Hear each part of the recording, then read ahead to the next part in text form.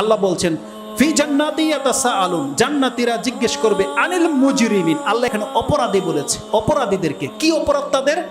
মা সালাকুম ফি সাকার, তোমরা এই জাহান্নামে কেন, সাকার নামক জাহান্নামে কেন?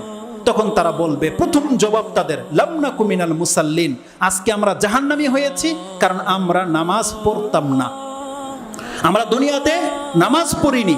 এটা ছিল তাদের প্রথম জবাব। যখন জিজ্ঞেস করা হবে কোন কারণে তোমরা জাহান্নামী, তারা প্রথম বলবে আমরা নামাজ আদায় করিনি। তার মানে এই লোকগুলো মুসলমান ছিল।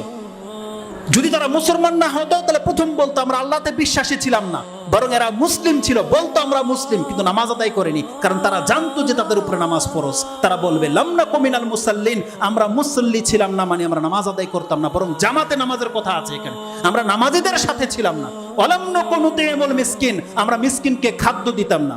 ওয়া কুন্না নাখুদু মাআল খাইদিন, যারা খেলতামশা করতো আমরা তাদের সাথে ছিলাম।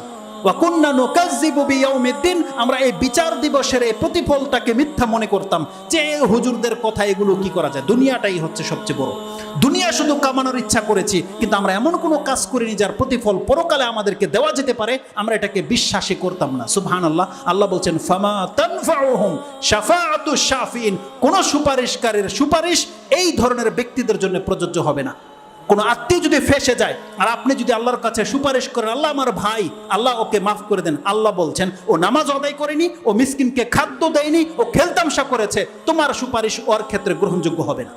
যদি মুহাম্মদুর রাসূলুল্লাহ সাল্লাল্লাহু আলাইহি ওয়াসাল্লাম পর্যন্ত ওর জন্য সুপারিশ করে, আল্লাহকে মাফ করে দাও, আল্লাহ বলছেন ফামা তানফাউহুম শাফাআতুশ শাফিঈন, কোন সুপারিশকারীর সুপারিশ এই ধরনের ব্যক্তিদের জন্য প্রযোজ্য হবে না। সে যদি 10টা পীরের মুরিদ হয়ে যায়, 10 পীরকে 1000 পীর পর্যন্ত ওকে বাঁচাতে পারবে না, বাঁচাতে পারবে না। বেনামাজিকে কেউ বাঁচাতে পারবে না।